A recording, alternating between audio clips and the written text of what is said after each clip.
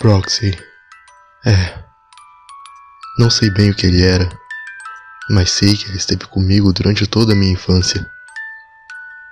Proxy brincava comigo, me fazia companhia, diferente das crianças que não gostavam de mim. Mas o que eu mais gostava de fazer com Proxy era ouvir as histórias que ele me contava, apesar do fato de não ter uma boca. Bom, ao menos eu não me lembro de nenhuma. Proxy nunca aparecia quando tinha alguém por perto e costumava dizer sempre que estaria me observando com seus olhos bem abertos. Isso não soava tão estranho e obscuro para mim na época, mas enfim. Cheguei a perguntar se os olhos eram só para me observar, e ele disse que não. Disse que, como um contador de histórias, ele deveria ficar sempre atento, com olhos bem abertos para não deixar escapar nenhum detalhe de tudo que ele podia ver. Sempre que Proxy aparecia para mim, ele me contava histórias alegres e legais sobre um mundo em preto e branco, com muitas árvores e bosques, e todas as vezes tinha uma aventura diferente. Mas um dia era noite, e eu tinha acabado de acordar para beber água. Saí do meu quarto com muito cuidado para não fazer qualquer ruído que poderia incomodar e acordar meus pais. Me encontrei na escuridão do corredor.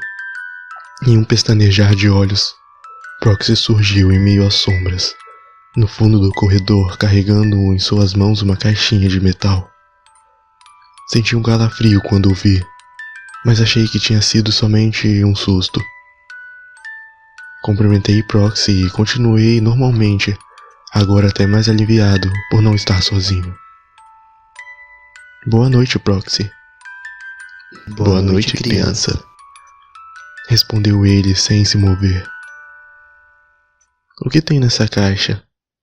Perguntei enquanto tomava a minha água. É um presente para a história de hoje. Respondeu ele imóvel. Apaguei as luzes e indo para o quarto, perguntei. Não quer deixar isso para amanhã, Proxy? Está muito tarde. Falei enquanto entrava no quarto. Não.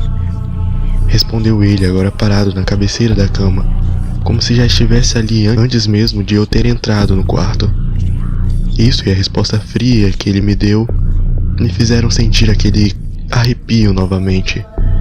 Então simplesmente respondi, igualmente de maneira fria e direta. Ok. Me deitei na cama e, cobrindo meu corpo com a coberta, ouvi Proxy girar uma chave debaixo da caixa de metal, como se estivesse dando corda em algum tipo de dispositivo.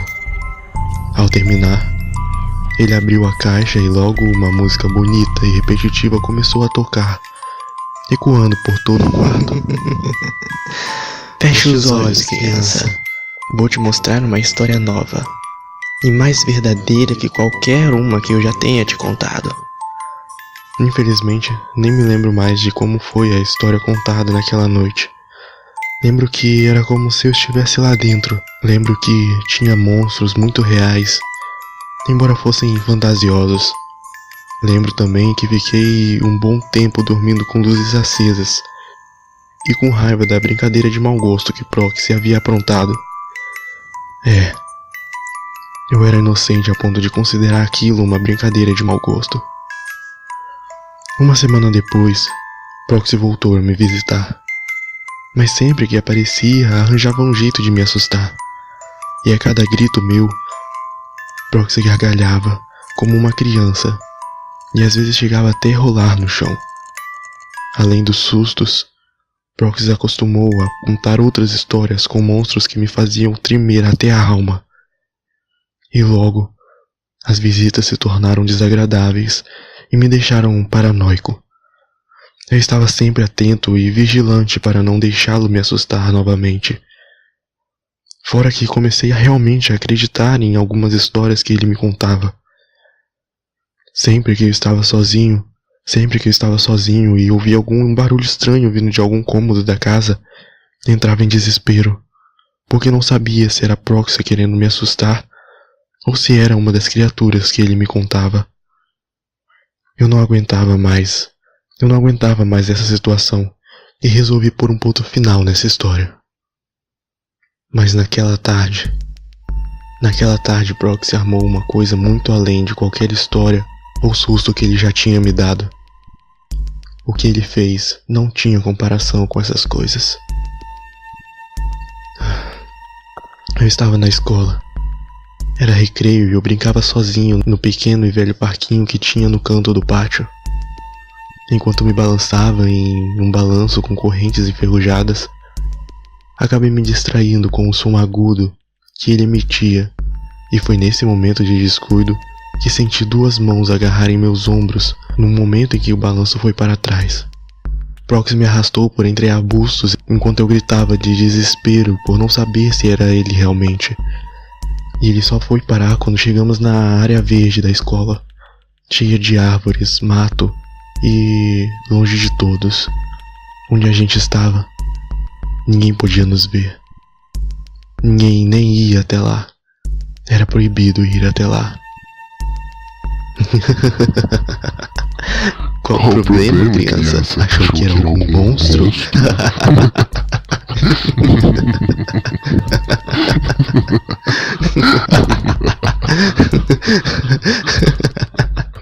Proxy gargalhava enquanto rolava no chão. Seu idiota! Quer me matar de susto?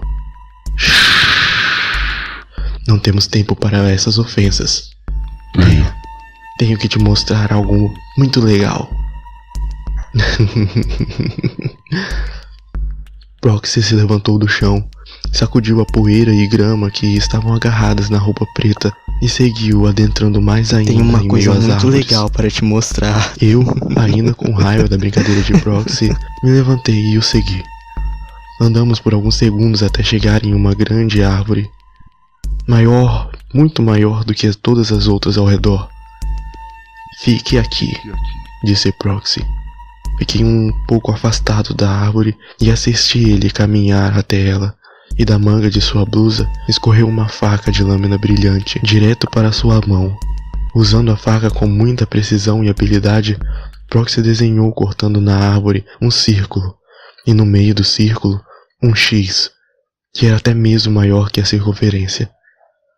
Depois de terminar o símbolo, Proxy guardou a faca e veio até mim. Ficou atrás de mim e colocou as mãos em meus ombros.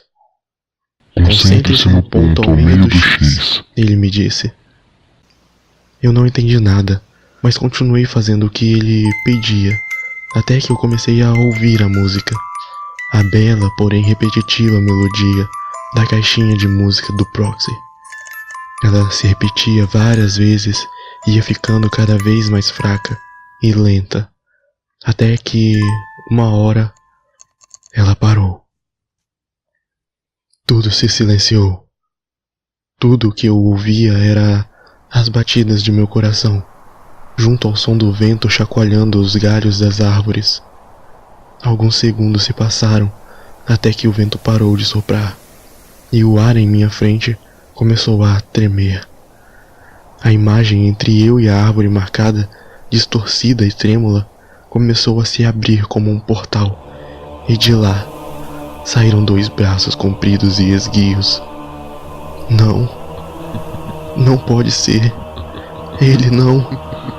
Pensei, e como se pudesse ler meus pensamentos, Proxy gargalhava ao ver meu desespero diante daquele terno escuro como as sombras de uma noite sem luar. Olhei para trás e me deparei com Proxy rolando no chão de tanto rir. E ao me virar novamente para minha frente, aquilo já estava mais perto, com o corpo curvado de forma que pudesse ficar com aquele borrão branco que ocupava o lugar do rosto, quase colado ao meu. Depois disso, eu apaguei e acordei em meu quarto sem entender nada do que havia acontecido. Comecei a chorar e chamar pela minha mãe, que logo veio me consolar, me abraçando bem forte e dizendo que estava tudo bem, que agora eu estava em casa e não precisava ter medo. Mas eu sabia que não era bem assim. Ela me explicou que foi achado desmaiado no parque da escola por um dos funcionários responsáveis pela limpeza do pátio depois do intervalo. Ele disse que eu estava caído na frente de um balanço com uma das correntes quebradas. O funcionário disse também que eu acordei depois de ser achado. Fui levado até a enfermaria e liberado para descansar em casa, mas não me lembro de nada disso. Muito tempo depois, ainda não havia me recuperado praticamente nada daquela experiência, e grandes surtos de paranoia pela síndrome do medo gerada por Proxy foram os motivos para que meus pais decidissem me internar nesse maldito sanatório. Falei para eles que era tudo culpa do Proxy, e mesmo assim, eles não acreditaram em nada do que você dizia, e foi assim que você veio parar aqui. Interrompeu o psicanalista. Exatamente. Como você sabe? Olha, Oliver, já faz 15 anos que você entrou aqui, e toda semana na sua psicanálise semanal, você conta a mesma história. Conto? Sim, Oliver, conta. Sim, então se você sabe da verdade, sabe que é tudo culpa do Proxy, e que eu não sou doido. Por que não me ajuda? Eu não sou doido. Oliver, eu sei que semana que vem eu vou ter que dizer isso novamente para você. Não existe Proxy. Foi tudo culpa do balanço.